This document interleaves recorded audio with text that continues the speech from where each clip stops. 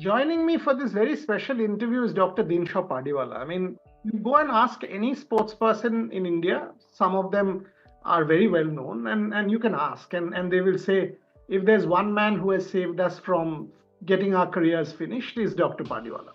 And I have asked many of them, so I can vouch. I can absolutely vouch. It's a privilege to call him a friend. I requested him for this time for two reasons. One, because we are celebrating Rishabh Pant.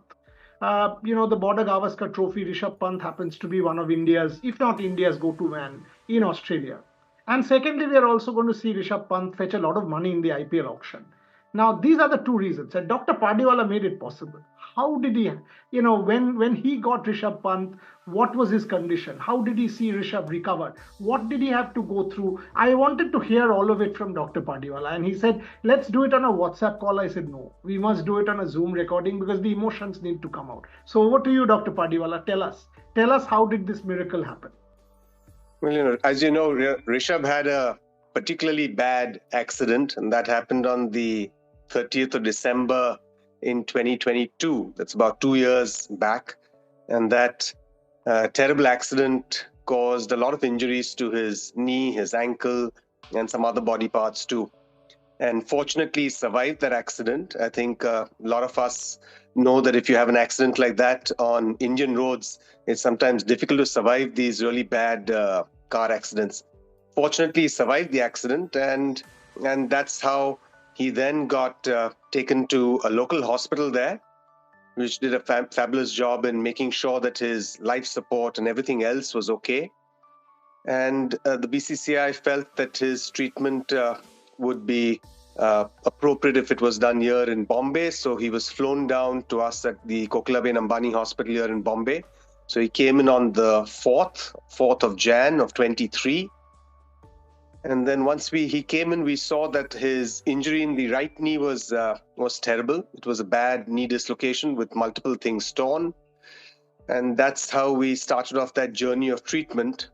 Of course, its initial treatment involved not just the knee, but a lot of other soft tissue injuries, because when you come out of a car accident, you're going to have much more than just one joint injured. So we had to take care of lots of other things. But the main injury was that right knee. And he underwent a successful surgery on the 6th of Jan of 23 was the surgery. He was in the hospital for almost a month thereafter for the initial recovery. And then the National Cricket Academy took over their job of the whole rehabilitation process, which took almost about a year. But in that year, he went from strength to strength, recovered all the parameters, which we thought were initially impossible and then difficult. But with his resolve and his complete commitment to his rehab, he managed it in, I would say, record time. So it was absolutely fabulous to see him back.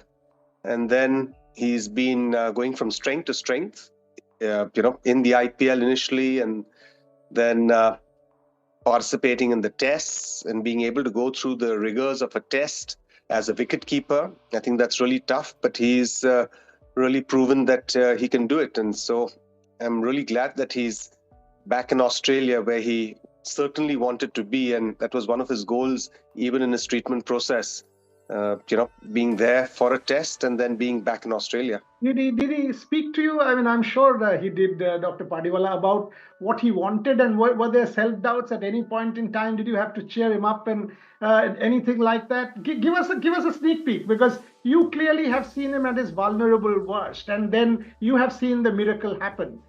He's a story of inspiration for everybody in this country. What can happen? Give us a sense how it was. Give us a sense of the process. I think the process, when you come out of a near-death experience, the first thing is, of course, shock. When you're dealing with an athlete who's one day a sporting superstar, is an absolute superstar who's performing these miracles on the field, and you have a major life-threatening accident like this, and you're in bed, the shock of just the fact that you go from this superhuman status to almost a subhuman status, where you're just in bed, you can't walk, you can't go to the washroom, you can't brush your teeth on your own. I think that becomes a difficult thing to deal with. So in any major injury like this, it's not just the physical trauma, it's always the mental trauma too. And so, but I think motivating an athlete is critical, and that we managed to do. And at the same time, I think his hunger, his drive to make sure that he just didn't want to be a normal person coming out of the injury. He wanted to get back to cricket, get back to elite cricket, get back to wicket keeping. So I think that was I think his drive, his hunger to get back. I think that was the major motivating thing that pushed him. Did you ever doubt yourself? Did you ever think he can make it back, or can he make it back in this record time? Is it possible? We treat a lot of knee dislocations, and this was really something without precedent, to be quite honest. We treat knee dislocations, and there are two types of knee dislocations. So you've got the sports knee dislocations, which are usually the low velocity ones. So someone who's playing football lands up with a knee dislocation, or someone playing kabaddi lands up with a knee dislocation. These are usually the low velocity ones. And so when you land up with a normal sports knee dislocation, then we know that if we fix everything and they do their rehab well, typically at about a year or 18 months, they will get back to sports if everything goes off really well. These are really terrible injuries, but still we've had a lot of athletes.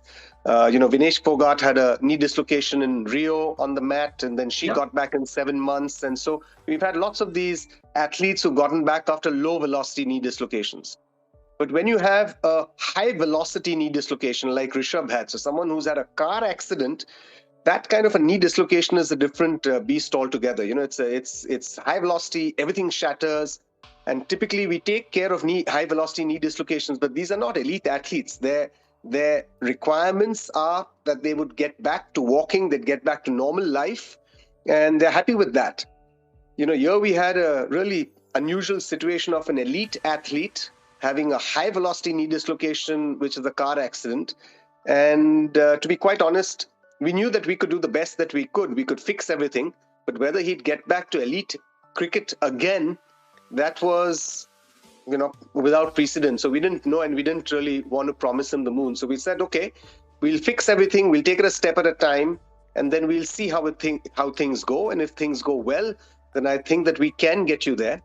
And I think I really realized that he could get there only at about the 6-month mark. So that confidence that he would get back to elite cricket came at about the 6-month mark, when his rehab parameters, his stability, his range, his strength, everything started falling into place. I think that's when we realized that yes, it's going to be a successful return to elite cricket again. So mental strength. I mean, do you then reckon that his mental strength is more than normal people? Did that kind of work for him? I mean, was that something that stood out for him? Because when you said the 6-month mark, was he pushing him? Because when I think of Tendulkar telling me that, oh, you know what, my doctor said, this is what you do for tennis elbow. And I said, no, I will cross this and do more. So I will do more. Did you see something like that for Rishabh Pant as well? Yeah, so actually in the beginning, we had to hold him back. After any surgery, you want things to heal in there.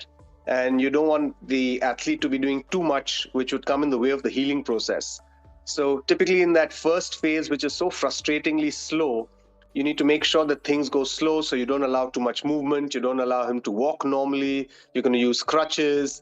And so, it's like a racehorse that's, just wanting to go and get there. But we need to hold back the athlete for some amount of time, make sure that our surgical processes have healed before we give them that freedom and we push them towards rehab. So the motivation was always there. Excuse me. That motivation was always there. That hunger was always there. I think his drive to get back to elite level cricket again, I think that probably pushed him. I suspect what also really pushed him was the fabulous rehab that he got at the NCA. I think the NCA, tremendous amount of effort from everyone involved with his rehab at the NCA on almost a daily basis, motivating him, not just physically, but also for all of the mental aspects, taking care of his weight management, taking care of a lot of other things that go into rehab. And then I think, so if you ask me, why did he get better? Why did I think it was 18 months? And why did he get better in 12 months or maybe 14 months before he played his first match? I think it's probably because of his resolve, but also because of the real expert rehab that he received at the NCA. May I say that this was one of the most challenging sports cases that Dr. Dinshaw Pardiwala had? Am I right in saying that? I would say that. I would say that because of many things, not just the surgical situation, but also because of the circumstances, and also because, as a wicketkeeper, his needs, as far as the knee are concerned, are much more than, say, just a batsman. He needs to have full knee flexion. He needs to squat in there. So he's doing multiple squats in a test match, day in, day out. He needs to be, agile. He needs to dive. So many functions that come into the knee that maybe a normal, elite batsman may not necessarily need. A batsman may get away without full flexion of the knee, but he, as a batsman, wicketkeeper, any small little thing, any niggle there, and that's going to come in his performance. And so, challenging from the surgery, challenging from the rehab, and extremely satisfying sort of result to see him back there and back to his full performance. You in touch with him? I mean, just by way of it, and how things are, celebrating him more, because all of us are. I mean, all of India does. Yeah. So it's always nice to keep in touch and find out how things are. Sometimes athletes tend not to tell their minor sort of niggles to anyone else but their doctor. So you just want to make sure that preemptively you know everything that's going on. And when he had that blow on the knee a few weeks back, there was a bit of a concern there, but fortunately everything was okay, so that was great.